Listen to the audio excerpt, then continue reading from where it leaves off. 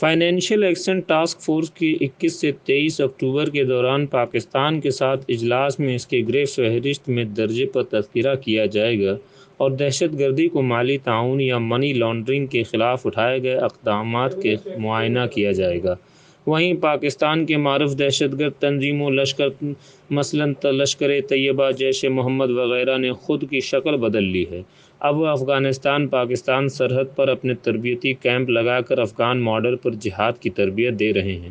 وہیں پاکستان افواج دہشت گردوں کو جدید ترین ڈرون و رابطہ کی تکنیک مہیا کرا رہی ہے، جس سے سرحد پر ہندوستان میں دہشت گردی کی سرگرمیوں کو انجام دیا جا سکتا ہے۔